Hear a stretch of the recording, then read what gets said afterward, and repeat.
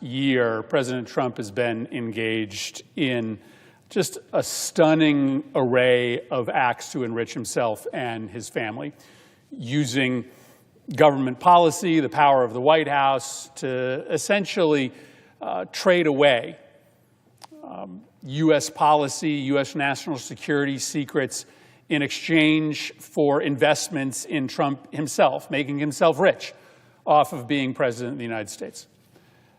I'm coming to the floor today because over the weekend, through good old-fashioned investigative journalism, we discovered what might be the most corrupt act in this administration amidst a dizzying array of daily corruption. The Wall Street Journal reported over the weekend that 4 days before Donald Trump's inauguration, an investment firm closely tied to the United Arab Emirates secretly signed a deal with the Trump family to purchase a 49% stake in a company called World Liberty Financial. That's the Trump family's fledgling cryptocurrency venture. They run that business in coordination with the Witkoff family. The Witkoff family, of course, headed by Steve Witkoff, who is not coincidentally the president's chief Middle East advisor. The company that made the investment, that took this 49% stake, is backed by an individual named Sheikh Tahnoon bin Zayed Al Nahyan. That's UAE's national security advisor. But he is also deeply embedded in a number of very important companies that dole out investments from the United Arab Emirates. One of the companies he is involved in, Tahnoon is involved in, is an AI firm called G42. Okay, this is all important to understand the scope of what we just discovered over the weekend. On behalf of this company, G42, Tahnoon has been arguing that the United States should sell G42, a UAE company, our most sensitive AI chips. We have not sold this hardware to UAE in the past. Both Republican and Democratic administrations, both Republican and Democratic members of the Senate, both Republican and Democratic members of the House have said we cannot sell this advanced AI hardware to UAE because of the well-known integration of UAE's national security service, including this individual, with China. So we've never sold these chips to UAE because we were pretty sure, and again, this was a bipartisan consensus, we were pretty sure that these chips would just flow straight to China, and China cannot get control of this advanced AI hardware.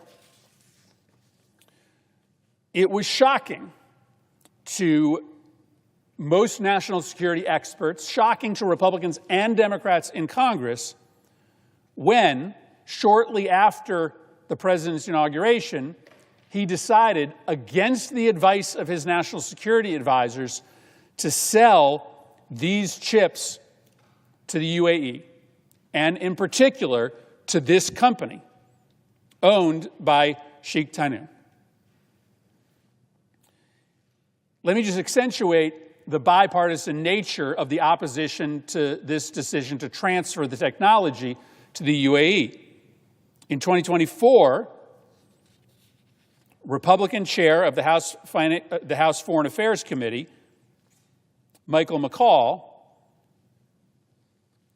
raised the concern and asked for a probe of Microsoft's $1.5 billion investment into G42. And again, this is Republican Chairman McCaul says to the Biden administration, I need you to do an investigation into not the U.S. government transfer, but Microsoft's investment into G42, citing integration between the UAE and China.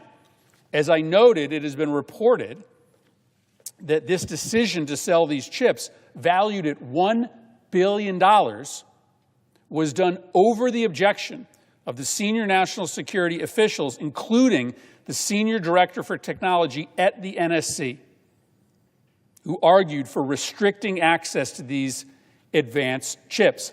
But Trump goes through with the sale, leaving everybody scratching their heads. This is really bad for American national security. Everybody knows that if you give these chips to the UAE, they're going to likely find their way into Chinese hands. But he greenlights the sale of $1 billion of these advanced chips. And this weekend, we find out the likely reason. Secretly, days before the administration, this UAE company, helmed by the individual who stands to benefit by the sale of the chips, makes an investment of $500 million secretly in Donald Trump's company, World Liberty Financial. Now, just so you have no illusions, there is no separation between Donald Trump, Steve Witkoff, and World Liberty Financial. The World Liberty Financial is affiliated with a company called DT Marks, DEFI LLC, and President Trump reportedly owns 70% of that company. The rest of the 30% is believed to be split amongst Trump's sons. DT Marks, by the way, is not held by the Trump Organization or any of its companies. It's a company owned directly by Donald Trump. Steve Witkoff said that he was divesting his stake in this company, World Liberty Financial, but on a disclosure that he filed as late as September last year, just months ago, he still had a stake, a financial interest in that company. So Steve Witkoff, the Middle East advisor, Donald Trump, President of the United States, direct ownership stakes in World Liberty Financial. Days before the inauguration, a $500 million payment, a deal to pay World Liberty Financial $500 million for a 49% stake is done in secret. Now, we don't know the full extent of that sale, but at the very least, $187 million is going directly from this UAE company into the Trump family's pockets. At least $31 million is going directly from this UAE company into the pocket of the Witkoff family. It is not a coincidence. It is not a coincidence that a secret deal is done in which a foreign government puts money directly into the hands of the President of the United States, secretly, and then very soon thereafter, we find out that the President is throwing out years of national security policy, he's discarding the advice of his advisors, and he's going to hand that country that just gave him $187 million national security secrets. Now, of course, this isn't the first time that President Trump has done business with this particular individual, because Sheikh Danoon also runs a company called MGX. MGX put $2 billion worth of investment towards the president's business empire earlier in the year. Now, this was done in public, so we saw it all for ourselves, but it was no less corrupt just because it wasn't discovered by journalists. In that deal, this UAE company decided to finance an investment in a company called Binance with Donald Trump's crypto coin. At the time, Trump's crypto coin was a fledgling product in the market. It did not have any big backers. Guess who comes to the rescue? Sheikh Danoon, with another one of his companies. He finances a $2 billion investment in Binance with Trump's crypto coin, almost overnight making that crypto coin one of the most successful, one of the most highly traded in the industry. Now, in that case, the investment wasn't directly by UAE into Donald Trump's company. It was financing a venture in Binance with Trump's crypto coin. But just because the corruption was a little bit more oblique doesn't mean that it wasn't corruption.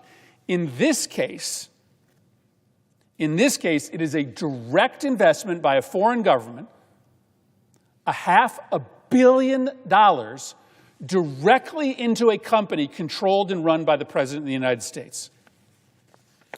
There is no record in the history of the United States of a foreign government making a direct investment in a company owned by the President of the United States. No wonder they did this in secret. No wonder they tried to get away with it without anybody knowing. The UAE doesn't give this money away for nothing. They were asking for these national security secrets. They were asking for this advanced chip technology. And it's just not a coincidence. You don't have to be born yesterday to understand that there's a connection between the payment to Donald Trump, the investment in his business, and the transfer of the national security secrets. I just don't want this to become normal. I just don't want us to paper over multi-million-dollar corruption. The President of the United States, every single day, profiting off of his position. I don't understand why our Republican colleagues excuse this. The White House has become a nonstop corruption machine. Never, ever before in the history of the country has the President of the United States so openly, so brazenly, so consistently worked to use the immense power of the presidency to enrich himself. Never before in the history of the nation has something like this happened. In secret, the President of the United States taking payments from foreign governments put in his own pockets and then handing them national security favors that the United States had never been willing to do in the past. You know, back during the Biden administration, there were endless hearings, there were nonstop speeches on this floor about the Biden crime family. You guys went wild over this. Despite not a single allegation ever being made of an exchange by President Biden giving favorable government treatment in exchange for a personal benefit to the president. The closest Republicans ever came was that the president's son, Hunter Biden, had been named to the board of an energy company in Ukraine when his father worked on Ukraine policy. You know how many boards the Trump kids have been named to in the last 12 months? You know how many contracts, government contracts, have been given to those companies that the Trump kids just got put on the boards of magically when their father became president? Listen, what Hunter Biden did was wrong. I said it at the time. He shouldn't have been on that board. But there was never a single allegation that President Biden did anything for that company that his son was on the board of or got a single dollar in exchange for his son's service on that board.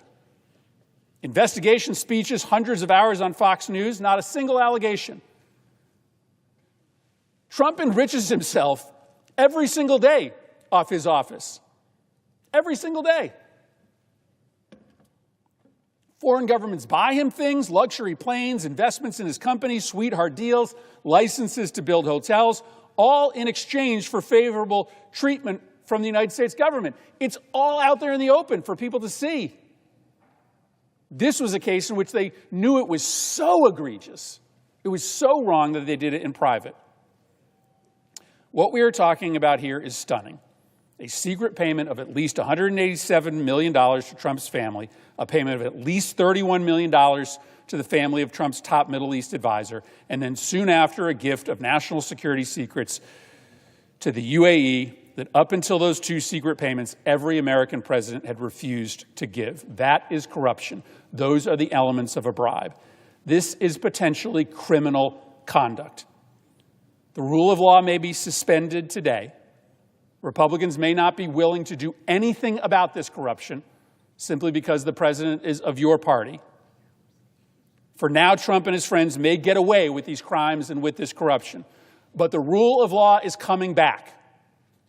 And when it does, everyone who has greased their palms off government service, trading government favors for cash,